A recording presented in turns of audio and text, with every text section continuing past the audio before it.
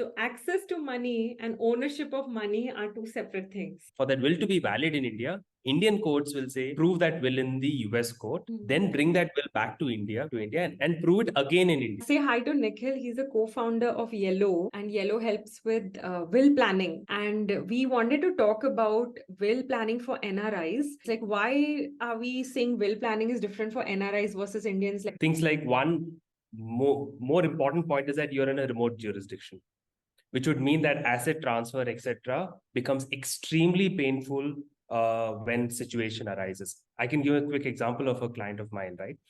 He was a US citizen. Parents passed away, though they wrote a will. He had to spend more than 6 months in India to go through the cupboards, pick up the documents, understand what these assets are, and then go to the court, get those documentations done. And it was not end of the job, right? It is only starting off it. He has to still do multiple visits before he can get access to all these assets. And second, I would like to highlight here is that each jurisdictions have different implications from inheritance law, tax law perspective, repatriation from India. So all of this adds on to the complexities for NRIs.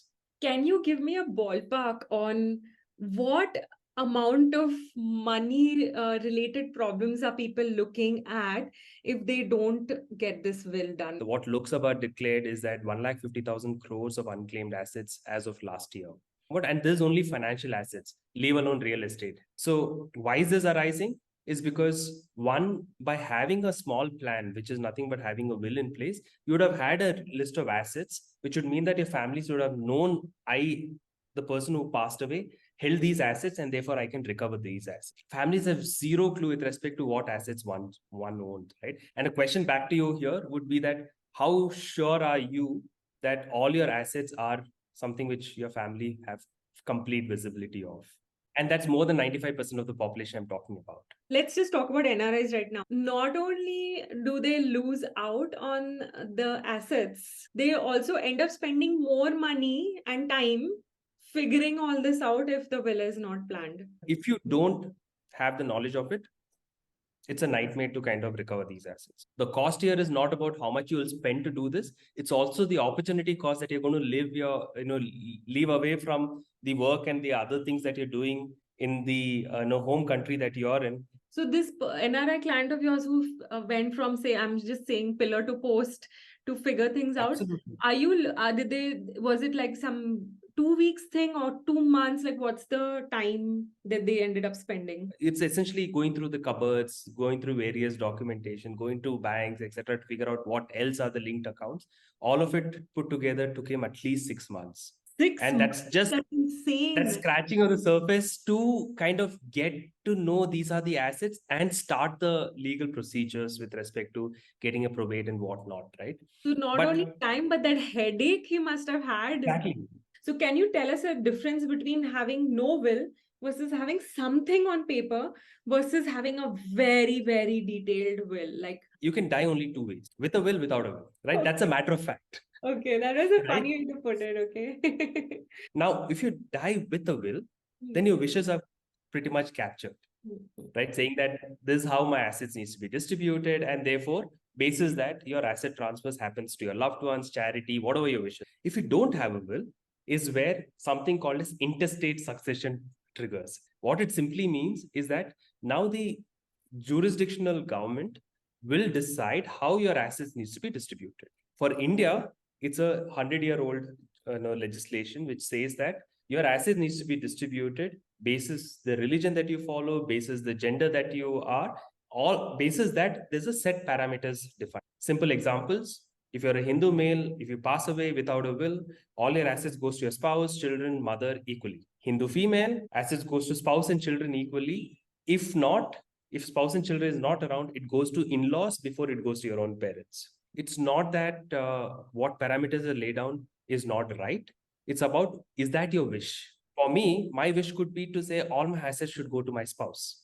And if both of us are not around, it should go to my children. But the law doesn't say that. Saying the will supersedes the law. Absolutely. Okay, so basically, but then why do you need a will if the law is coming in place? It's like, see, I know it's going to be equally divided or whatever according to law. Right. I'll just sit here. I won't tell my parents to do anything. That's a point I was trying to highlight. Two things here, right? One is to say that the law is saying equally between these people. Is that your wish to begin with? Okay. The So law if doesn't say that that. is what if my wish is equal to the law, then why do I need a Right. will? First scenario is that, is it aligning with your wish? If it is aligning with your wish, then great. Then should you still go by the law? The answer is still no. It's good to still have a will. The reason being that for you to still ensure the asset transfer happens, even as per the Indian succession law, you need to go to the local subres, local jurisdictional authorities, be it civil court, tahsildar, whoever it is, to get various documentation to say, get a succession certificate, pedi nama, a family tree, inheritance certificate. The terminology is kind of all over the place, but you need to get these documentation, right? And that's the first step, even before you can start the asset transfer process.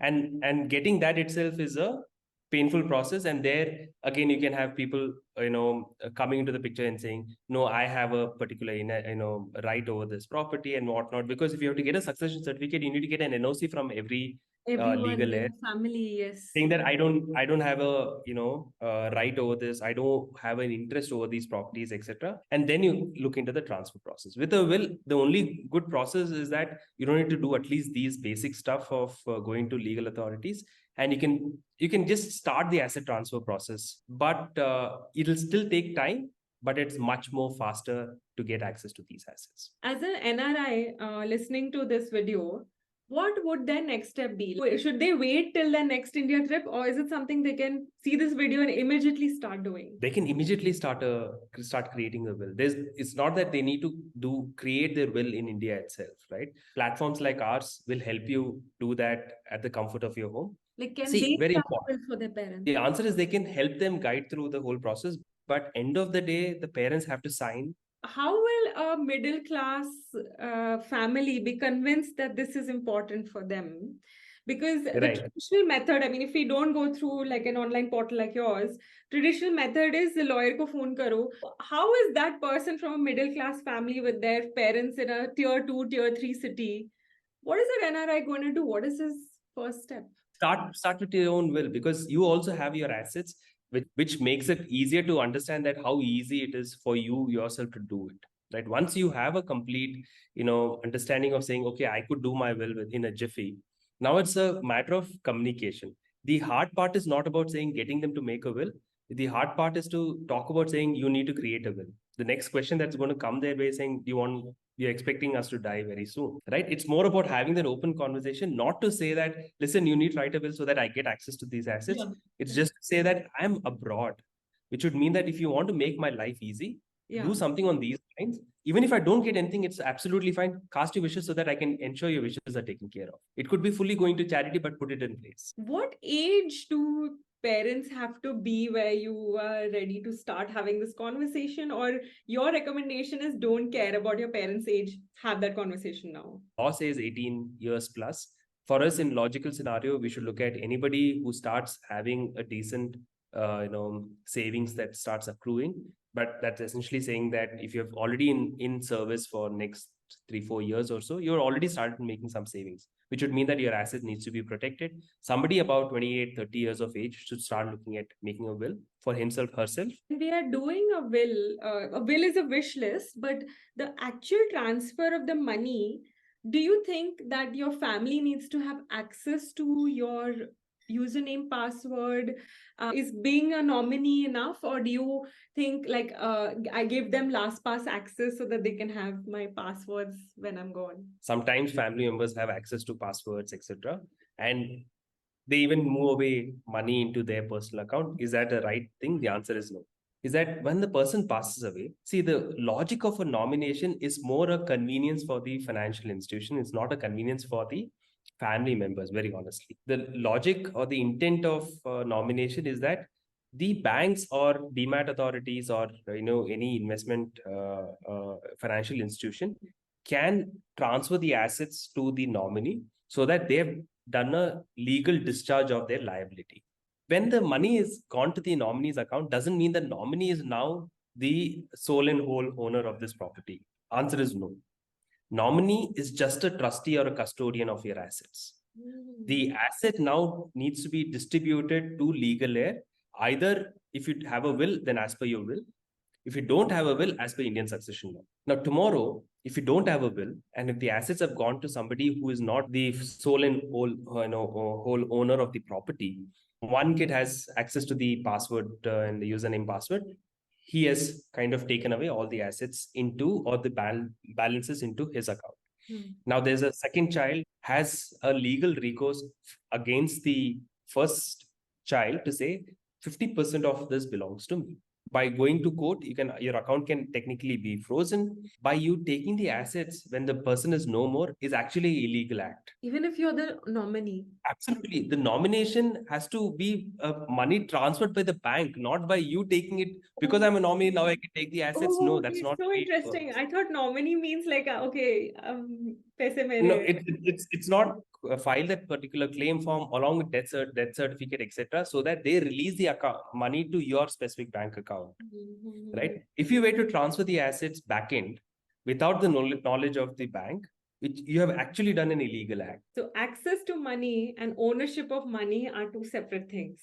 Absolutely. Nomination and will are totally. This is like eye-opening, I'm sure, for a lot of people. Yeah. So typical scenario for every NRI, right? Let's say if you have nothing, you'll have two bank accounts. Can you write a one single will for all the assets? The answer is yes. Right? Is that the best case scenario? The answer is no.